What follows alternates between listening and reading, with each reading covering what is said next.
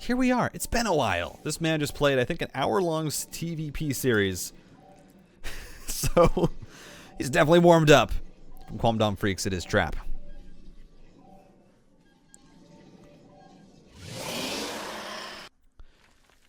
And in the bottom left, from Team NV, DRG. Always enjoy, though, the brief intermissions that we have with these long matches. When you get to just chat, talk about things, it's always fun. Of course, it does mean that, you know, the bracket gets delayed. Of course, with the lower brackets usually taking a long time anyway, that can sometimes be annoying, but it is something that you, of course, do just kind of deal with. That's the way of it. These players are playing to qualify. They're going to play their hearts out. They're going to try their best to get the wins, and so we'll see. And yeah, as Queen Azilla says, the bracket from here on out is pretty darn straightforward unless we just have a super long match, but we'll probably stick with the bottom side if that is the case.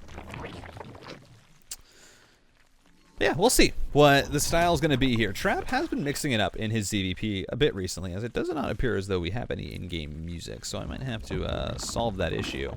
Let me just... there we go. Issue solved. But yeah, Trap has been mixing up his style a little bit. He's definitely been very much so working around with the glaive depths has been something that, and again, this is from the previous patch that Trap was trying to incorporate in. Oh no, guys, we have double music. Okay, there we go.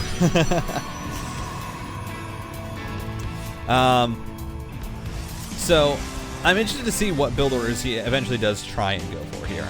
What is the style? What is the choice? Like, is it still going to be Stargate play on Glittering Ashes? Probably. Glittering Ashes, as we've seen, it's a map that's so big that Stargate play is really good. But no, that's a robotics facility first.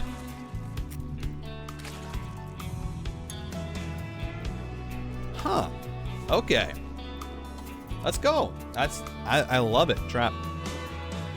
He's going to be mixing it up, and it's nice because we did just watch Classic play Stargate openings like 5 games in a row. Of course, I mean, no offense, because that works. It's just when you see the same thing, it gets a little bit stale. You kind of know how it's going to go, potentially. But of course, that is just Classic style. It's very much the reactive. It's you force your opponent to react to you and what you're doing. As Box Facility, we'll finish up and we'll see what the plan is going to be. It might just be the early Warp Prism. Oh, Disruptor Drop! Let's go! Oh, I'm so excited!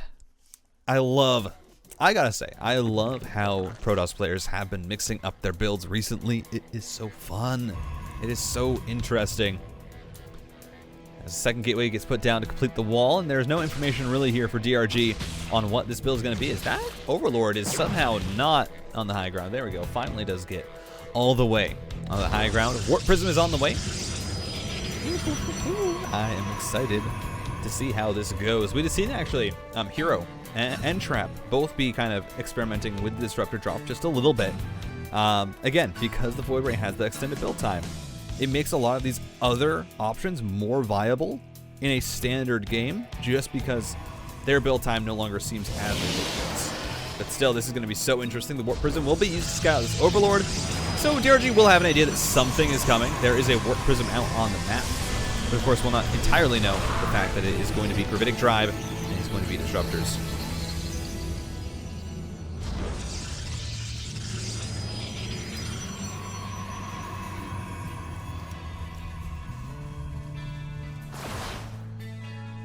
The Roaches are on the way.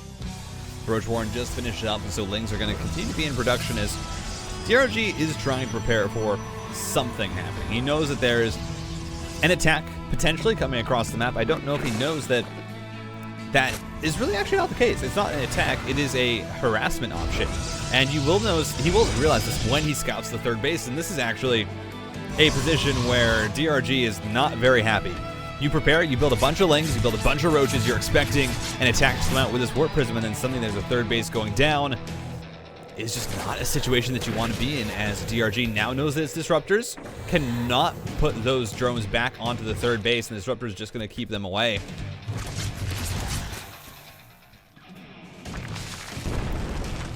Trap just playing right now around with DRG and really making him have to think, and it's working so well. Again, DRG's worker count is pretty low. He's only just now getting back onto droning. He overbuilt units.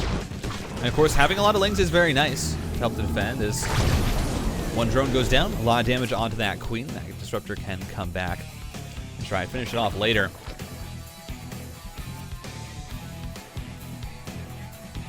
But DRG was not able to drone for a while, and so that means that now his worker count is severely diminished. He overbuilt units, and so you're now playing catch-up as the Zerg.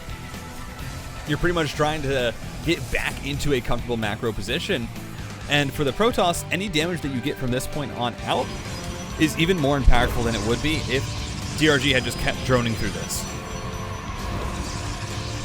As that is 6 gateways on the way, it looks like we're going to be going into +1 and Blink. Kind of the Korean special. A lot of players really liking this. There we go, 7 drone kills with the Disruptor. And DRG's early game has been pretty impeccable up to this point in his matches, but just obviously was not expecting this opening out of Trap. The second Disruptor is on the way. It's going to be +1. It's going to be Blink. You're going to have Disruptors alongside it as well. This is such a cool build from Trap. And for DRG, all that's left is to be completely reactive as again, more drones going to go down. Another 4 fall, and in total, seeing 12 drones go down to this Disruptor. Absolute hero. +1's on the way. Blink, more Disruptors in production, and Trap, he is just going to gear up for a massive attack on this 4th base of DRG. And this is the position where the +1 Blink Stalkers are good. A lot of players, you see them go into +1 Blink Stalkers just as a regular timing attack, but the issue is it's hard to make it work when your opponent has not taken any damage, because they are able to completely prepare for it, have a response that they're comfortable with, and then kind of just deal with it handedly. But when you're able to get harassment damage, that's when the +1 Blink Stalkers really start to deal some damage.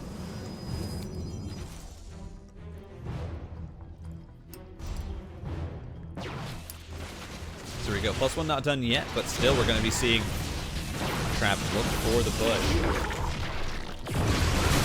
First Disruptor shot do go out. One Disruptor gets low, finds a Ravager. There's a nice pick off there with the length, but a blink forward onto the Ravagers. Trap has stepped just a little bit too far forward. Does take a few corrosive vials. Another Disruptor shot. Oh my! Did so much value.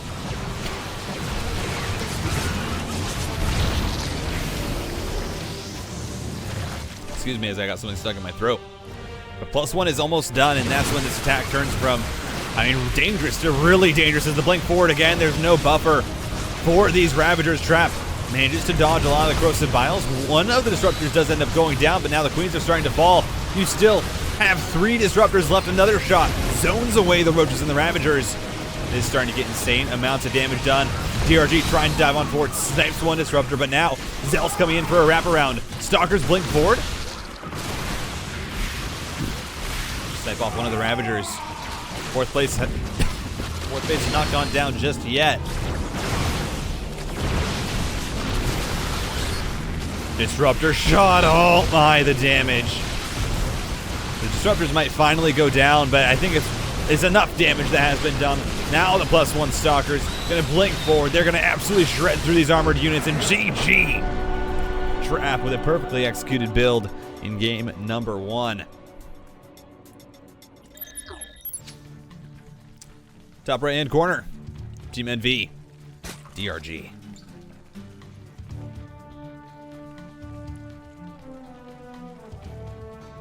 And the bottom left, from Kwangdong Freaks.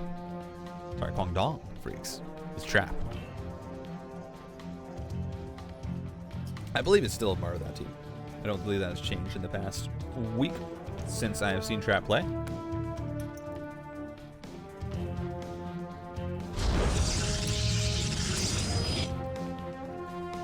As it was such a solid game, game number 1. The opening felt very planned out, felt purposeful, felt like he knew exactly what he wanted to do, and knew exactly how he wanted to transition out of it. It was just super, super solid from Trap.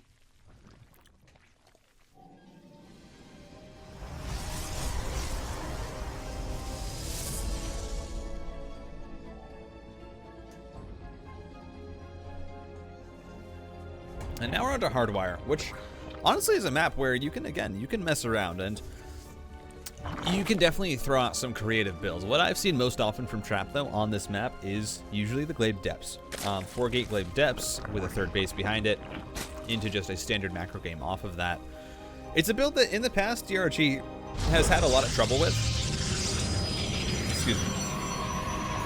It's a build that he's had a lot of trouble with in the past. DRG, historically, his early game was really his weakest point. Sometimes DRG would just lose in the early game to Hellion run-bys, to Adepts.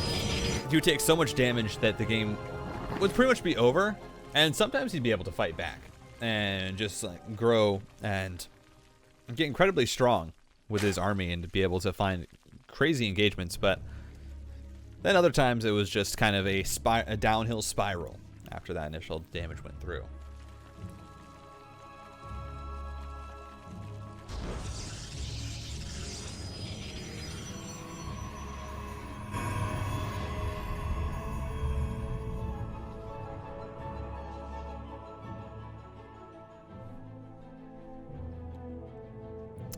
Twilight Council is on the way, so it looks as though Trap will be opting for this, the Adept Glaives. I don't really imagine any other build coming out of this. I don't think we're going to see a charge all in. That's kind of a thing of the past, really. So you'd see Zest do maybe every once in a while, but that is about it. We should see that that Glaives upgrade start up as soon as the money is available for it. Okay, we added on. 100 gas is reached, and there we go. Trap. We're preparing to just apply a little bit of pressure. I don't think this is going to be a complete all-in like we've seen in, previous years where you've had, 6, 7 gate glaive attacks where you just try and kill your opponent straight up. That really no longer does work anymore. As Adept comes across the map, there is one more at home that is actually not firing here. Trap should put that on attack command. He's having to complete the wall right now. Finally, he's going to be used. DRG just going for this Ling counterattack. Actually might be able to knock down this gateway at the very least. There's only one unit here. The second Adept will pop out, but it's going to be trapped with the Lings. And the other target, I think, should be the Cybernetics Core. After that, as more Lings are coming across the map, DRG is just flooding Lings at this point, actually. This is completely all in here from DRG. He is trying to get as much damage as possible. It's only a single Adept at home, and the Lings have found their way in. GG! DRG is going to tie it up. Interesting game there. Obviously,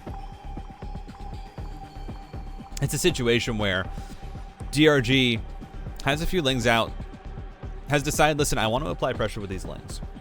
He wants to build a few more to apply pressure, goes up to 12, 16, sees that it's getting damage, and then just continues to press the Z key, or whatever you use to build your Zerglings. And I think Trap didn't... I think the biggest mistake there was he didn't have his Adept behind the wall firing right off the bat. I think if you had that Adept killing off some of the Lings right off the bat, then potentially you can actually hold that a lot easier. You don't have to rely as much on the wall and your singular Adept. And in that case, you actually probably get your other Adept out with a Chrono Boost, and you have 2 of them, and you're able to hold that. But I think Trap just didn't expect it. Had to get the wall up, and so wasn't really paying attention to that Adept's positioning.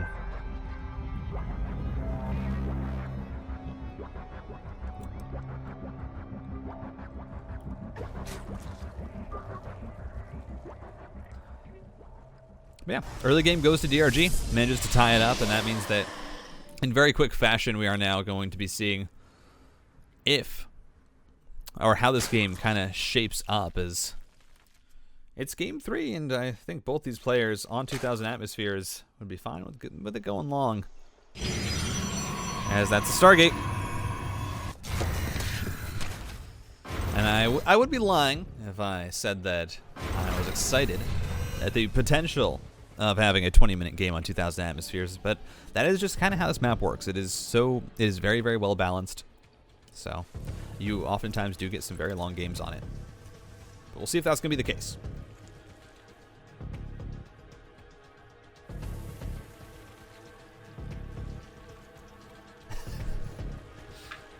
Yeah, Jimmy Jars, unfortunately, there hasn't been much Terran on this stream. It's been a lot of Protoss and Zerg, and it's been a lot more Protoss and Zerg. That has kind of been the fashion of the month here. But Oracle on the way. DRG will scout it out. Did see the Stargate beforehand. Just checks to see what the unit actually is that is being built. 2 Adepts here are going to find their way into the main. We'll complete that shade. There's not a lot of Lings here to really stop them from doing what they want. Lings get killed off.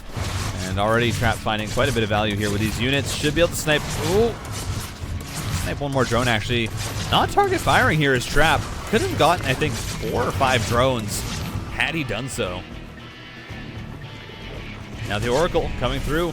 No Spore Crawler means that a lot more drones are going to start to fall in DRG. Uh-oh, this early game. This is not what you'd like to see.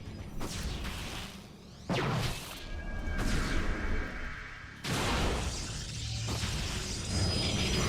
some more likely the Observer has... Might have to get a pause here real quick. Game paused.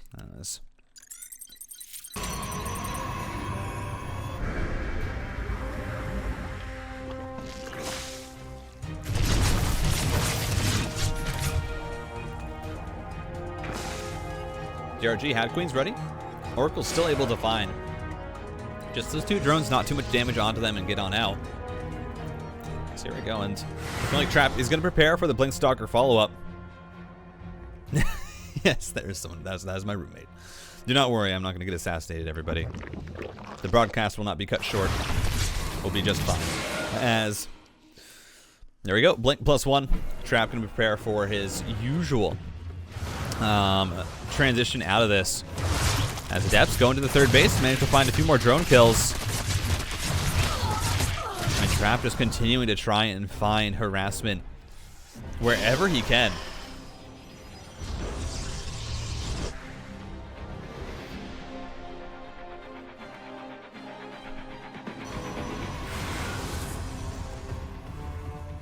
And honestly, again, this is how this build gets damage done. Is you get the harassment, you find worker kills, you slow down the Zerg to the point that your blink timing is actually going to be lined up with this Roach Warren finishing, which is actually massive. DRG forgot the Roach Warren for so long.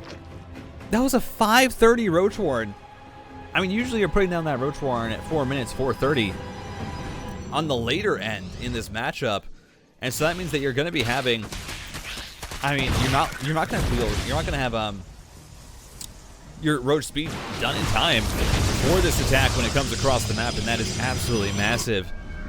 These 2 Oracles continuing to try and be annoying, and it's starting to look a bit worrisome here for DRG, who's also started on Aspire.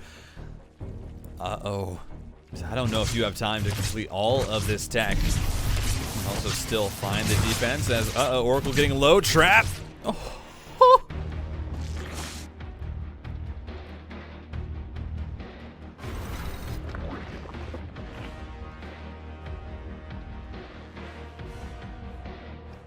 And DRG, 22 Lings on the way, but he's lost a lot, and right now this timing attack is coming across the map. Disruptors are going to be the follow-up, and this is... There needs to be a miracle hold here for DRG. That Spire is not going to be used. This 4th base is now going to be under fire. There's so much army here for Traps. The Ling's going to look for a surround, but immediately the force fields keep the Roaches out as the Stalkers just fight the Lings straight up. They don't even use their blinks because you want to save those against the Roaches. There we go. Blink forward onto the Ravagers, and Trap once again with his timing attack. Going to start to get so much damage on. Zealots warped in to help tank some of the encircling damage. The 4th base goes down. More Stalkers going to be warped on in. And 17 Roaches on the way might be enough to start to hold this on the tail end. But you've already taken so much damage. Another Ravager goes down. Corrosive Bile dodged so well. As more Stalkers going to be warped on in. The reinforcements aren't here just yet. The blink forward onto the Ravagers. And Trap is just absolutely crushing through the Zerg army. GG. crap is going to be going on in the bracket. DRG is eliminated. He's not going to be able to qualify